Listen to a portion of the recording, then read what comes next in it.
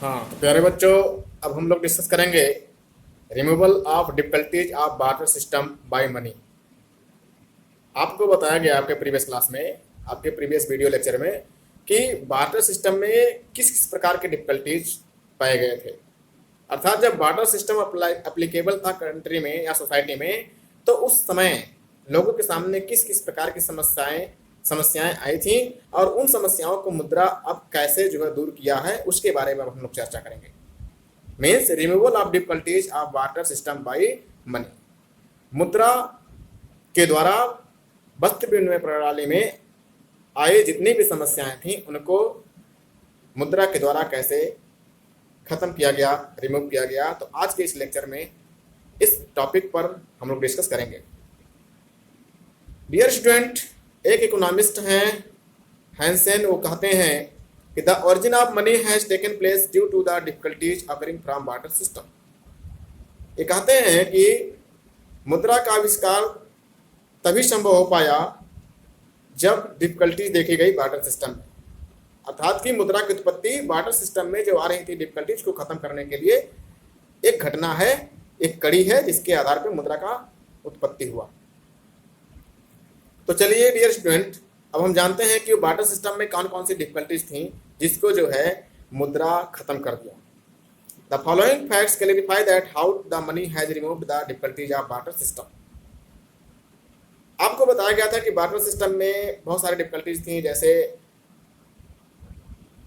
Double coincidence of wants होना, जो कि नहीं था, lack of double coincidence of want था।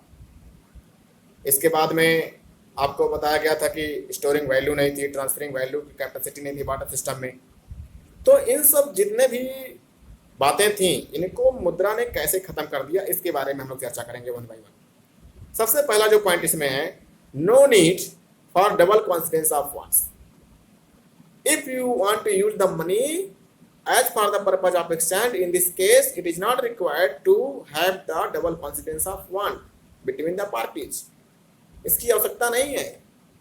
This is not necessary for the exchange if money will be utilised. आप कहेंगे कैसे?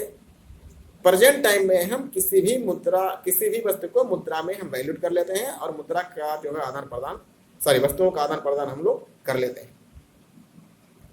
There is no necessity for double coincidence of want in a money economy.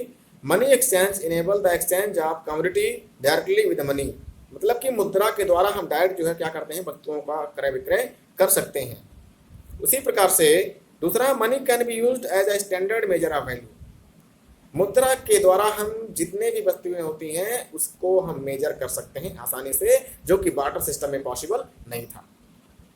अब आपको समझ में आ गया होगा कि ये डिफिकल्टी ये भी रिमूव कर दिया किसने? मनी सिस्टम ने, मुद्रा ने। मुद्रा का आविष्कार हुआ और मुद्रा ने इन सारे बार्टर सिस्टम की जितनी भी समस्याएं थी, इनको क्या किया? खत्म कर दिया।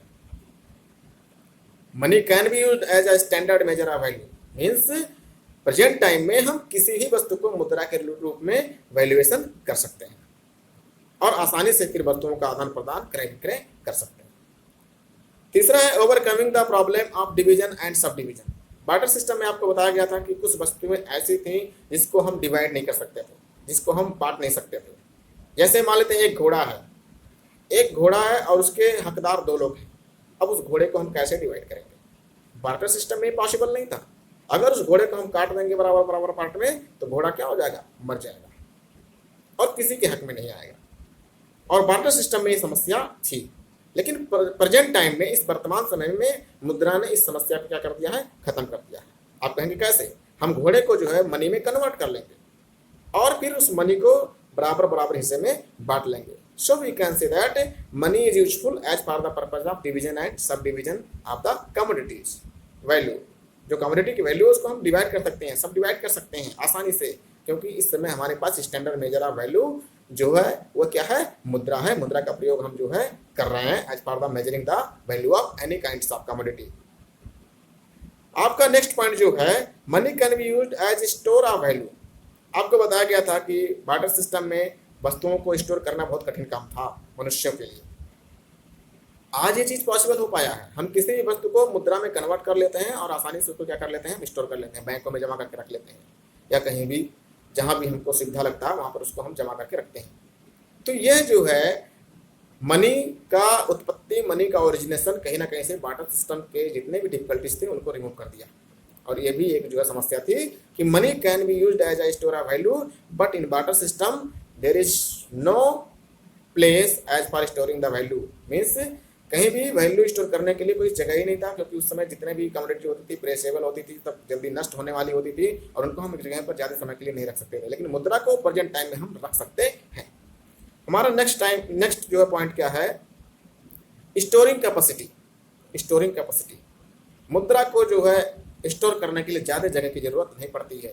बार्टर सिस्टम में किसी भी वस्तु को रखने के लिए ज़्यादा जगह की जरूरत पड़ती थी और उस समय रहने के लिए भी जगह नहीं था ठीक से लोगों के पास में। तो आप सोच सकते हैं कि बार्टर सिस्टम में कितनी समस्याएं रही होंगी।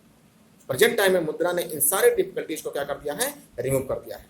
नेक्स्ट है कैपेसिटी ऑफ वैल्यू ट्रांसफर। आपको बताया गया था डिफिकल्टीज इन बार्टर सिस्टम में कि अगर किसी भी वस्तु को एक स्थान से दूसरे स्थान पर ले जाना है तो कुछ समस्याएं आती थी। जैसे मैंने एक जमीन का एग्जाम्पल लिया था कि किसी का जो है प्लॉट है, उस प्लॉट को जैसे गोरखपुर से, मैंने वाराणसी का एग्जाम्पल आपके पिछले वीडियो लेक्चर में लिया था। अगर गोरखपुर से हमको वाराणसी में शिफ्ट करना है तो इस जमीन को उठा करके वहां पर नहीं ले जा सकते।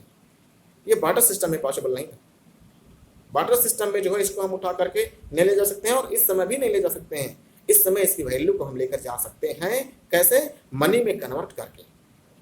तो इस प्रकार से हम कह सकते हैं कि money is helpful for removing the difficulties of barter system.